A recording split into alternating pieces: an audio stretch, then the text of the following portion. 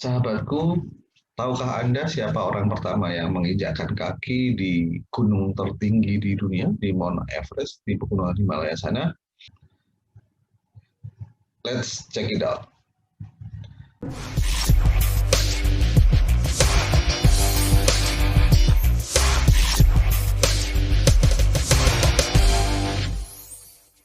Assalamualaikum warahmatullahi wabarakatuh. Salam sejahtera untuk kita semuanya. Sahabat Kampung NLP, sahabat kami terapi yang berbahagia, jumpa lagi dengan saya, Hadi Dewanto, dalam program NLP, Ngabuburit lewat platform. Saya mendapatkan kisah inspiratif yang akan saya sharing sebentar lagi ketika saya mengikuti kelas Becoming Happy Counselor bersama guru saya, Mas Jabel Zaini, beberapa waktu yang lalu. Ceritanya sebenarnya sederhana, yaitu mengenai siapa sebenarnya orang yang berhasil menaklukkan Mount Everest pertama kali beberapa puluh tahun yang lalu. Sudah banyak diberitakan di media massa, Anda bisa googling, bisa surfing di media massa online, bahwa orang yang berhasil menaklukkan gunung tertinggi di dunia tadi namanya adalah Edmund Hillary. Pada tahun 1953. Itu adalah sebuah ekspedisi besar-besaran yang dikirimkan oleh Ratu Elizabeth II setelah beberapa ekspedisi sebelumnya yang gagal. Karena memang sulitnya medan, kemudian suhu yang sangat ekstrim, maka tidak semua pendaki berhasil sampai di puncaknya. Bahkan sebelum ekspedisi tahun 53 ini, beberapa pendaki itu terpaksa turun atau bahkan harus tewas di tempat. Edmund Hillary termasuk yang kembali tidak berhasil mencapai puncak sebelum ekspedisi yang saat itu.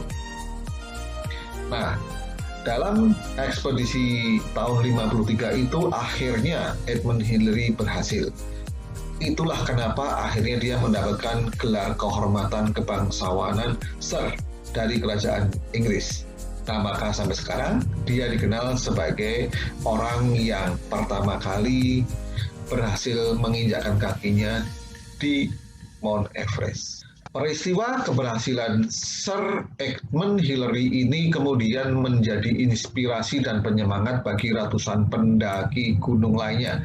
Dan kemudian akhirnya mereka juga berhasil menaklukkan Mount Everest juga. Karena sebelumnya antara tahun 20 sampai 52, 7 tim ekspedisi telah berusaha menaklukkan Mount Everest dan gagal.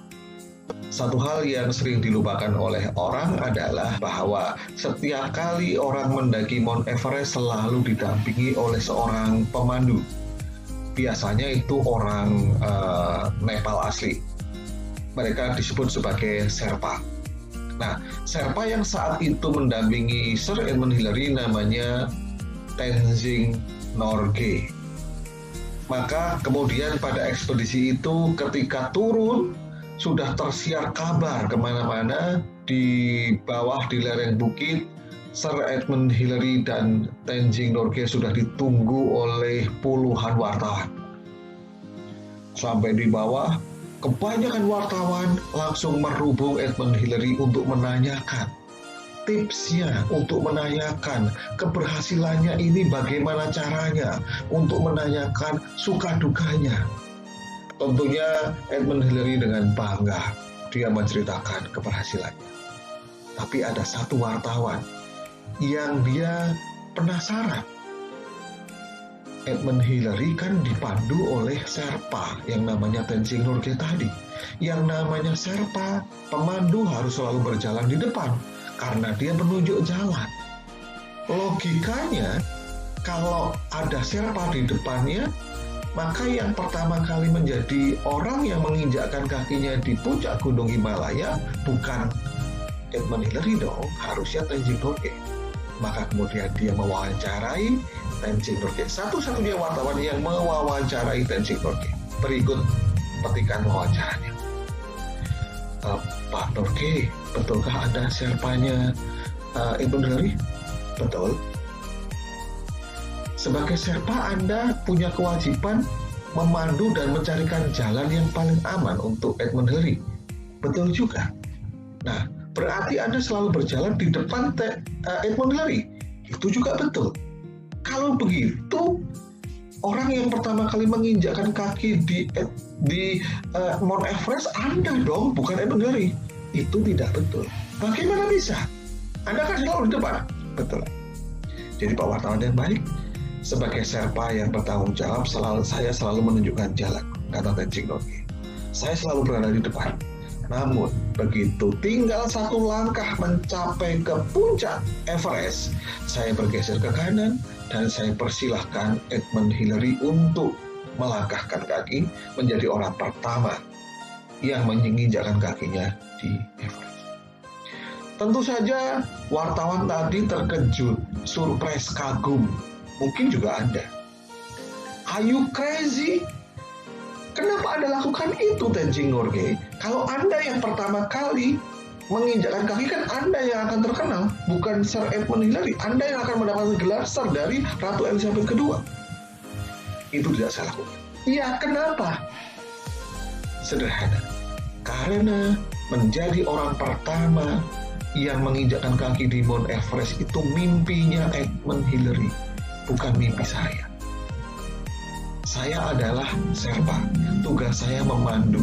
Itulah mimpi saya. Sahabat Cafe Terapi yang berbahagia, sebuah metafora yang menarik, sebuah kisah yang sangat, menurut saya sangat luar biasa.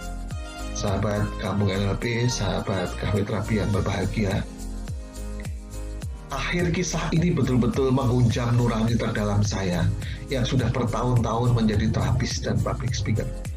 Karena dua profesi ini semestinya juga seperti Tenzing Norgay yang memfasilitasi klien dan peserta training untuk mencapai mimpi mereka, bukan justru mengedepankan egoisme saya semata.